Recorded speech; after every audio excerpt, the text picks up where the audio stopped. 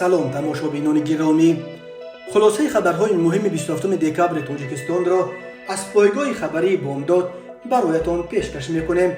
шурӯъ мекунем аз як нигоҳи кӯтоҳ ба сархати хабари муҳими рӯз дар ин барнома. ду хешованди наздики эмомалӣ раҳмон аз мансаб барканор шуданд. мағозаамро бастам аз дасти корманди прокуратураи Кӯлоб Исмоили Зариф. Путин бар президенти СНГ ангуштари туфа кард. маро говсуд кардед. 6.5 сол ҳукми зиндон барои Оши Худоӣ Боқир. ҳамлаи мусаллаҳона ба як гурӯҳи муҳоҷирони тоҷик дар вилояти Ленинград. қатъи фаъолияти шабакаи пулфиристии MoneyGram дар Тоҷикистон. ва акнун тафсилоти хабарҳо. ҷамолиддин Нуралиев, домоди раиси ҷумҳурии Тоҷикистон Эмомалӣ Раҳмон, ки моҳи июни соли 2022 аз мақоми муовини аввали раиси Бонки Миллии Тоҷикистон барканор шуда буд, акнун бо фармони президент аз узвияти раёсати Бонки Миллӣ ҳам хориҷ карда шудааст. фармони президенти Тоҷикистон аз 13 декабри соли 2022 таҳти рақами 481 дар маъзани маълумоти ҳуқуқии Вазорати Адлияи Тоҷикистон нашр шуд. дар фармон гуфта мешавад, ки муовини нави раиси Бонки Миллӣ Шарифзода Фирӯз Ҳомидин ва Салимзода Алиҷон ба узвияти раёсати Бонки Миллӣ пазируфта шуда, Ҷамолиддин Нуралиев аз ҳайати раёсат хориҷ карда шавад. Ҷамолиддин Нуралиев, ки аз моҳи майи соли 2015 таи 7 сол муовини аввали раиси Бонки Миллӣ буд, дар аввали моҳи июни соли 2022 аз ин мақом барканор карда шуд. дар фармони президент гуфта мешуд, ки Нуралиев ба сабаби ба кори дигар гузаштан аз мақоми муовини аввали раиси Бонки Миллии Тоҷикистон озод карда шавад, вале бо гузашти беш аз ним сол то ҳол дар бораи таъини ӯ ба ягон мансаби дигар хабарӣ нарасидааст. сару садоҳое буд, ки шояд Ҷамолиддин Нуралиев ба ҷои Нусратулло Давлатзода раҳбари нави Кумитаи Андоз таъин шуда, бо якҷо кардани Кумитаи Андозу хадамоти гумрук ва бош чандин идораи ба истилоҳ пулчинак дар Тоҷикистон дигарбора вазорати даромадҳоро эҳё кунад. вале то кунун ин нақша дар сатҳи суҳбатҳо дар роҳрафҳои ҳукумат боқӣ монда ба вуқӯъ напайвастааст. Ҷамолиддин Нуралиев 45 сол дошта, домоди дуюми президенти Тоҷикистон ва шавари Озода Раҳмон раиси дастгоҳи иҷроии президент аст. ӯ ва Озода Раҳмон 5 фарзанд доранд. манобеи гуногун ширкати бузурги ARS, маҳсули нигоҳубин ва пулчунӣ дар шоҳраҳои Душанбе Хуҷанд-Чаноқ ва ҳам бонки Спитаминбонк, яке аз бонкҳои дар ҳоли рушди бо сурати Тоҷикистонро ба Ҷамолиддин Нуралиев рабт медиҳанд, вале худи Нуралиев то кунун ягон бор инро таздиқ накардааст. дар ҳамин ҳол рӯзи 27 декабр соли 2022 пресс-натиҷӣ аз қавли ҳунарманди театри Лоҳутӣ Аъзам Розик хабар дод, ки Лутфулло Давлатов аз вазифаи директори театри Академии драмавӣ ба номи Абдулқосим Лоҳутӣ барканор ва ба ҷои ӯ Абдукарим Машрапов таъин гардидааст. Лутфулло Давлатзода 20 декабри соли 1958 дар ноҳияи Темурмалик ба дунё омада. соли 1979 донишкадаи давлатии санъат ба номи Мирзо Турсунзодаро хатм кардааст. ӯ солҳои тӯлонӣ дар театри Лоҳутӣ ҳамчун ҳунарпеша кор карда, соли 2004-2009 сармуҳаррири идораи мусиқии телевизионии Тоҷикистон ва сипас то соли 2015 мудири телевизиони Сафина буд. аз соли 2015 Лутфулло Давлатзода директори театри Лоҳутӣ буд. Лутфулло Давлатзода бо президенти Тоҷикистон Эмомалӣ Раҳмон риштаи қудӯӣ дорад. ҳамсари писари калонии президент Рустами Эмомалӣ ҷияни ин ҳунарпешаи шинохта аст. Абдукарим Машрапов фарзанди ҳунарманд ва овозхони маъруф Ибодулло Машрап мебошад. ӯ соли 1983 таваллуд шуда, донишкадаи давлатии фарҳанг ва санъати Тоҷикистон ба номи Мирзо Турсунзодаро хатм кардааст. пас аз хатми донишкада дар театри Лоҳутӣ фаъолият дошт. Тоҳир Абдуллобеков, раиси пешини хадамоти коммуналии Хорух, ва Язнай Ораз Вазирбеков, раҳбари зиндонишудаи ҷамъияти зодагони Бадахшон дар Русия, ба 6 сол 6 моҳи зиндон маҳкум шудааст. мақомот дар бораи боздошту парванда ва ҳукми ӯ то ҳол ягон шарҳ намедиҳанд, вале Радиои Озодӣ ба такя ба манобеи худ хабар дод, ки додгоҳи шаҳри Хорух ҳукми Абдуллобековро рӯзи 22 декабри соли 2022 эълон кард. ҷараёни мурофиа бо ҳузури пайвандон аммо бе вакили дифоъ гузашт. гуфтаст як манбаъ ба шарти фош нашудани номаш. ба қабли ҳамсӯҳбати Озодӣ додгоҳ Абдуллобековро расман ба тунгароӣ ё қисми дуввуми моддаи 307 ва истеҳсолу нигаҳдорӣ, интиқоли мол ва маҳсулоте, ки ба талаботи бехатарӣ ҷавобгӯ нест, گناهکار دانست. خود عبداللهبیکوف در جریان تفتیش و محاکمه پرونده اتهامات به ضدش اعلام شده را بی اساس دانسته است. به قول یکی از پیوندانش که در مرافعه حضور داشت، طاهر عبداللهبیکوف خطاب به دادرس گفته است: مرا گفت سود کردید. طاهر عبداللهبیکوف شوهر خواهر آرز وزیربیکوف، رئیس سابق کمونالی شهر خواروغ و وکیل سابق مجلس ولایت مختار کوهستان بدخشان که وقتهای اخیر به تجارت مشغول بود، در خواروغ چند مغازه داشت. ماه نوامبر سال 2022 دستگیر و بلافاصله به افراطگرایی و یاری رساندن به اعتراضگران خواروغ ایبدار شد. بنا به اطلاع دریافتی، عبداللهبیکوف را از جمله به آن گناهکار می‌کردند که گویا آش خدایی و دیگر معرکه‌های ماتم لیدرهای غیر رسمی کشته شده خواروغ از جمله آش خدایی محمد باقروف معروف به باقر، خرسند مزار و ظاهر رجبوف را داده است. اتهام دیگر ضد او همکاری و تماس با علیم شیرزمانوف، یک سیاستمدار مخالف زاده خواروغ بود. اما علیم شیرزمانوف، معاون رئیس پیمان ملی ائتلاف 4 سازمان مخالف حکومت تاجیکستان در خارجه که حالا در اروپا به سر میبرد، این ادعا را رد کرده گفته بود با طاهر عبداللهبیکوف نه همکاری بلکه اختلاف سیاسی داشت. بسیاری ها پرونده عبداللهبیکوف را به دادر عروسش آرز وزیربیکوف ربط میدهند. وزیربیکوف که یکی از رهبران پرنفوذ دیاسپورای پامیری ها در روسیه دانسته میشد، در پایان ماه یولی سال 2022 در فرودگاه دمدیدوی شهر مسکو دستگیر گردیده به دوشنبه آورده شد و در اول ماه نوامبر به 16 سال زندان محکوم شد. تفصیلات حکم او تا حال رسما نشر نشده است، ولی بنا به اطلاع غیر رسمی دادگاه او را به افراطگرایی، دعوت به سرنگون کردن حکومت و از خود کردن کمک‌های خیریه گناهکار شناخته است. خود آرز وزیربیکوف در دادگاه این اتهامات را رد کرده است. رئیس جمهوری روسیه ولادیمیر پوتین روز 26 دکامبر سال 2022 در جریان نشست غیر رسمی سران کشورهای مشترک المنافع یا اسنگ برابران این کشورها انگشتری طلایی توفیق کرده است. در این نشست پرزیدنت بلاروس الکساندر لوکاشنکو، پرزیدنت آذربایجان الهام علیف، پرزیدنت قزاقستان قاسم جمارت توقایف، پرزیدنت قرقیزستان صادر جباروف، پرزیدنت ترکمنستان سردار بردی محمدوف، پرزیدنت ازبکستان شفقت میرزیوف و سروزیر ارمنستان نیکول پاشینیان اشتراک کردند. از اشتراکچیان نشست تنها پرزیدنت بلاروس الکساندر لوکاشنکو انگشتری را به انگشت خود انداخته، یک تای آن را پوتین برای خود نیز نگاه داشته است. چگونه که در عکس‌های نشر شده دیده می شود، انگشتری از طلای سفید و زرد ساخته شده است و در آن رمز اتحاد دولت‌های مستقل و نوشته است نوامبر گودم 2023 و روسیه حکاکی گردیده است. این توفه پوتین را کاربران شبکه‌های اجتماعی به نوع انگشتری قدرت در اثر مشهور جان تولکین سلطان انگشتری ها مقایسه کردند. در این اثر او قهرمان برای غلام کردن مردم نوع انگشتری ساخته بود. بسیاری ها پوتین را نیز برای این توفه‌اش سلطان انگشتری ها یا ولستلین کالسک نامیدند. واخوری غیر رسمی سران کشورهای عضو سازمان اتحاد دولت‌های مستقل روزهای 26 و 27 دکامبر سال 2022 در شهر سنت پترزبورگ روسیه برگزار گردید.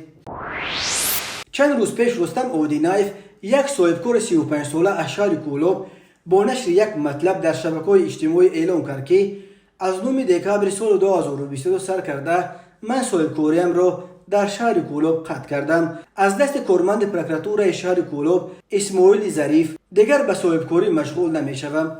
رستم اودینایف امین طور با ارسال یک نامه به پرزیدنت تاجیکستان امامعلی رحمان از بگدادگری کارمندان مقامات شهر کولوب به ویژه امین کارمند پروکراتور اسماعیل ظریف نسبت به صاحبکاران محلی شکایت کرده نوشته است. اسماعیل ظریف از روی خصومت او را برای چندین محصولات مولت استفادهش گذشته به مبلغ 6000 سومانی جریمه بسته و او مجبور شد که از بانک قرض گرفته این جریمه را پرداخت کند. رستم اودینایف نوشت چون این مناسبت بد باعث شد که صاحبکاری را دیگر پوره قطع کنم. نسبت ما پرونده جنایتی آغاز کرد، بالای این داغ سودی گرفتیم و باز جریمه کردند. گویا که من یگان جنایتکار هستم. من در یک سال به دولت تا 13000 سومانی به فایده دولت پرداخت میکردم، اما من صاحبکاریم را قطع کردم. از دست چنین کارمند که به ما ضرر رسانید، تنها به من نه به دولت هم ضرر خود را رسانید. اگر چنین کارها دوام کردن گیرد ضربه سخت به اقتصادیات دولت می باشد، نوشته است رستم اودینایف در نامش به پرزیدنت. او در نامش از امامعلی رحمان خواسته است که اسماعیل ظریف را که حالا در دادگاه شهر کولوب کار میکند برای این ضرر رسونیش از کار بگیرد. ظاهرا تا به دستگاه پرزیدنت رفتن بحث این قضیه باعث شد که دادستانی شهر کولوب روز 26 دکبر سال 2022 به قضیه رستم اودینایف رسما واکنش کند. در این واکنش که در سامانه رسمی دادستانی کل تاجیکستان نشر شد، پروکراتور کولوب می نویسد که اودینایف رستم میرزا خانویچ سال تولدش 1987 ساکن شهر کولوب محله بوربت قبلا با حکم سود شهر کولوب از 13 مارس سال 2013 با ماده 209 قسم 1 کودکس جنایتی جمهوری تاجیکستان برای فروش محصولات خوراکواری مهلت استعمالش گذشته که به طلبات بخطری برای حیات و سلامتی استعمال کنندگان جوابگو نبود سود شده، به او جزا در نمود محروم ساختن اساس‌زاده به مهلت 1 سال و 4 ماه با محروم کردن از حقوق اشغال وظیفه‌های وابسته به سوای سودا به مهلت 1 سال تعیین کرده شده است. ولی می نویسد پروکراتور اودینایف به خود خلاصه ضروری نبرآورده باز به جنایت نگاه داشتن محصولاتی که به طلبات بخطری جواب نمیدهد دست زده است.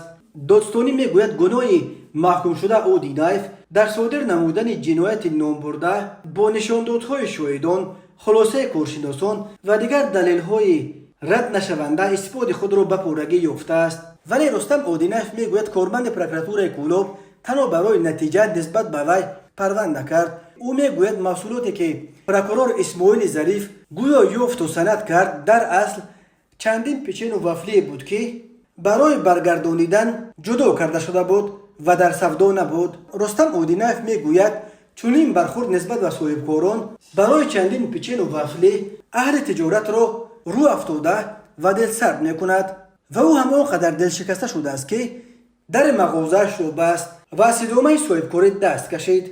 فقط همین یک کارگر پروکراتور کولوب به من بیش از 7000 سامانی ضرر رسونید. برای خراجات‌های دیگر در عموم قریب 15000 سامانی ضرر کشیدم و قرضدار شدم. حالا دیگر بیکارم و نمیدونم که چه کار کنم و پول جریمه رو از کجا بسپارم و اویلم رو از کجا تامین کنم، گفت او. کارشناسان میگویند بجز از محصولات زود و ایرانشونده برای باقی محصولات مهلت استفاده که در قوطیش نشان داده می شود در اصل تنها مهلت توصیه استفاده این محصولات را در نظر دارد و گذاشتن این مهلت توصیه به آن معنی است که آن محصولات کاملا غیر قابل استعمال یا غیر قابل استفاده شده باشد.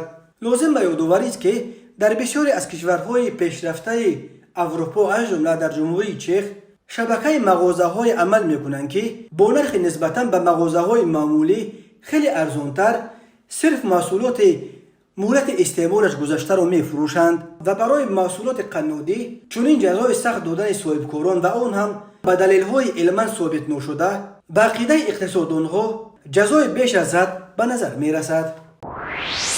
تماشابینان عزیز، یادآور می‌شویم خلاصه مهمترین اخبار تاجیکستان را از پایگاه خبری بامداد تماشا دارید.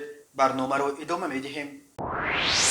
بانک ملی تاجیکستان خبر داد که با قرار ریاست بانک ملی تاجیکستان از 22 دکبر سال 2022 تحت رقم 146 بنابر سبب به آخر رسیدن مهلتش اجازتنامه مانیگرام پیمنت سیستم قطع کرده شد.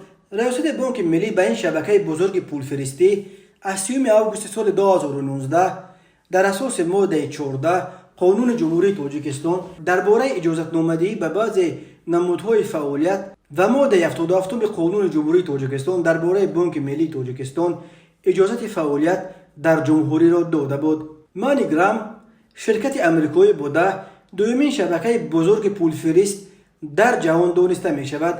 این شبکه در بیش از 200 کشور دنیا فعالیت و در سراسر جهان 347,000 دفتر و نمایندگی دارد. ریاست بانک ملی تاجیکستان همزمان بنابر به سبب به آخر رسیدن مهلت عملش اجازتنامه باز یک شبکه پولفرستی جمعیت دارای محصولات محدود بیسترا نیز قطع کرده است. اجازتنامه این شرکت روسی نیز 30 آگوست سال 2019 داده شده بود. در اساس قرارهای مذکور اداره نظام پرداخت بانک ملی عهده‌دار گردید که در فهرست اپراتوران نظام پرداخت ثبت‌های دخلدار را وارد نموده این دو شبکه را از آن فهرست خارج نماید. بانک ملی تاجیکستان سال 2019 مرکز ملی پروسسینگ را به کار درآورده در پی آن از شبکه‌های پولفرست طلب کرد که در تاجیکستان از نو ثبت نام شده در بانک ملی دپازیت گشایند. بانک ملی در پی آن بازسازی به شبکه زلاتای کرونا یکی از بزرگترین شبکه پولفرستی در پهنای شوروی سابق دیگر اجازه فعالیت در تاجیکستان نداد. شبکه‌های پولفرستی برای کشورهای مهاجرفرستی چون تاجیکستان خیلی مهم به شمار می‌روند، چون که اکثر مهاجران معاش خود را به وطن از طریق همین شبکه‌ها می‌فرستند. سال 2021 تنها از روسیه توسط شبکه‌های پولفرستی به تاجیکستان بیش از 2.5 میلیارد دلار پول انتقال دادند که قریب برابر بودجه سالانه این کشور است. شام 26 دکمبر سال 2022 در شهرک سیورستروی نویه لده نیپال در ولایت لنینگراد روسیه یک گروه کارگران ساختمان از تاجیکستان مورد حمله مسلحانه قرار گرفتند. دو مرد ناشناس به طرف کارگران تاجیک که به درست کردن در و دیوار یک خانه نوبنیاد در کوچه کلینتسوویا مشغول بودند یک شیشه با مواد سوخت را در گیرانده هوا دادند و همچنین 3 تیر خالی کردند. هنوز معلوم نیست که آیا هدف این حمله مسلحانه مهاجران تاجیک بودند یا حملگران با این را می‌خواستند صاحب آن خانه را بترسانند. بنا به اطلاع دریافتی سامانه محلی چلاف نیوز رو تقریبا ساعت 9 شب 26 دکمبر به پلیس یک شاهد حادثه پاسبان یکی از بناها در کوچه کلینتسوویا زنگ زده خبر داده است که در این کوچه شهر سیورستروی تیرپرانی صورت گرفته است. به گفته این شاهد دو مرد یک شیشه با مواد سوخت را آتش داده سپس از سلاح چند تیر کشیدند. کارمندان پلیس در جای حادثه 3 شهروند تاجیکستان را که یکی 33 دومی 28 و سومی 41 سال داشتند دیدند. آنها به پلیس بیان دادند که در اینجا به تعمیر بنای نوبنیاد مشغول بودند و تقریبا ساعت 21 دو نفر ناشناس به بنا نزدیک شده یک شیشه مواد سوخت را در گیرانده به طرف آنها هوا دادند و حملگر دوم از سلاحش 3 تیر انداخت. کارمندان پلیس از جای حادثه یک بقلاشکه سوخت و 3 گیلز پیدا کردند. نشریه دیگر محلی نووستی لنوبلستی خبر داد که تیرها در روی برفی افته شده از تفنگچه تروماتیکی بودند. پلیس به تحقیق این قضیه ادامه میدهد و حالا مسئله کشیدن پرونده جنایتی در رابطه با این حادثه در دست بررسی قرار داشته است. کارمندان میلیس شهر دوشنبه از یک منزل در محله زرافشان شهر دوشنبه بیش از 1 میلیون خلپوشک پیدا و مصادره کردند. سراج‌الدین شکوری سخنگوی ریاست وزارت کارهای داخلی دوشنبه در برنامه تلویزیونی اخبار وزارت کارهای داخلی خبر داد که کارمندان میلیسیا این مقدار بزرگ مواد پیروتکنیکی را از منزل شهروند نبی فرهمان رشیدوویچ که قبلا با جرم دزدی سوق شده است پیدا کردند. خود رحمان نبیف در این گزارشش اعتراف میکند که 36 قوطی مواد پیروتکنیکی را از شهرک خسته‌ورز نویه باباجان غفوروف خریده با 2 ماشین از جمله با ماشین شخصیش طبقه کیا رقم قید دولتیش 5555 AR02 برای فروش به دوشنبه آورده است و در یک خانه که در محله زرافشان اجاره گرفته بود جابجا کرده است. در خسته‌ورز برای این مواد پیروتکنیکی 72000 سومونی پول دادم و مقصد داشتم که در دوشنبه با نرخ 150000 سومونی فروخته فایده به دست بیارم، گفت رحمان نبیوف. سراج‌الدین شکوری گفت از خانه رحمان نبیوف به مقدار مخصوصا کلان یعنی 1,200,240 دانه مواد پیروتکنیکی یافت و مصادره کرده شده. نسبت به او بر اساس ماده 199 علاوه 1 کودکس جنایتی تاجیکستان پرونده جنایتی گشودند. بعد از گیر شده بر اساس این بند قانون جریمه به اندازه تا 32000 سومونی و یا از 1 تا 2 سال حکم زندان تهدید میکند. در تاجیکستان از سال 2008 واردات، خرید و فروش و استحصال و پهن نمودن مواد پیروتکنیکی منع کرده شده. در کودکس جنایتی جمهوری تاجیکستان ماده مخصوص 199 علاوه 1 علاوه شده است. این بند قانون همچون جزا برای واردات و نگهداری و فروش مواد پیروتکنیکی از جریمه به اندازه از 100 تا 500 نشان دهنده برای حساب‌ها و حکم زندان به مهلت از 1 تا 2 سال را پیش بینی می‌کند. اما حامیان حقوق قرار بند خلپوشک را در قرارهای چون من دعوت دوستان و همکاران به جشن زادروز یا محدود کردن شماره میمانان و حتی نامگوی تعام در معرکه های توی و اعضای مردم از قرارهای عجیب الغریب حکومت کنونی مینامند که در بیرون از کشور مورد خنده قرار داده می شود. نویسنده و روزنامه‌نگار معروف تاجیک زاده و ساکن سمرقند اتکم ابراهیم روز 27 دکبر سال 2022 در سن 66 از عالم چشم پوشید. اهل فرهنگ و ادب در گذشت این مرد روشنفکر را تلفات سنگین و یک مصیبت بزرگ برای عرصه فرهنگ و ادبیات تاجیک و سمرقند و ما و هنر عنوان می‌کنند. اتکم ابراهیم 20 مارس سال 1956 در شهر سمرقند به دنیا آمده است. پس از ختم مکتب میانه رقم 8 شامل فاکولته تاریخ دانشگاه دولتی سمرقند به نام علیشیر نوایی گردیده است. سپس تحصیل را در دانشکده دولتی آموزگاری دوشنبه دوام داده 9 ماه در استودیوی تلویزیون تاجیکستان کار کرده است. بعداً به زادگاهش برگشته مدت کارگر چاپخانه ولایتی بوده است. سالهای 1980 1991 محرر بخش تبلیغات اداره انتشار فیلم تاجیکستان، سردار شعبه تبلیغات اتحادیه ایجادی و استحصالی تاجیکینو، محرر نوگری‌های اکرام بوده است. او در روزنامه و مجله‌های تاجیکستان و ازبکستان از جمله پیانیر تاجیکستان، حقیقت ازبکستان، تاجیکستان سویتی، کمسمال تاجیکستان، زنان تاجیکستان، خورپشتک، اینچنین زرافشان، سمرقندسک ویسنیک، آواز سمرقند و غیره به 3 زبان تاجیکی، ازبکی و روسی به تب رسانیدند. ماه ینور سال 1991 وظیفه کاتب مسئول و مدیر شعبه روزنامه آواز سمرقند را بر عهده داشته است. اتکم ابراهیم مؤلف کتاب‌های در مهتاب شب، شام ریگستان، به دنیا یک بار می‌آیند، مرثیه تیرمو، یادی از بزرگان و غیره می باشد. تماشابینان عزیز و گرامی، این بود مرور به خلاصه چند خبر مهم امروز تاجیکستان. خبر و گزارش‌های بیشتر از تاجیکستان و درباره تاجیکستان و اطراف آن را در سامانه پایگاه خبری بامداد در این نشانه پیگیری نمایید: www.bamdad.com. خوش باشید.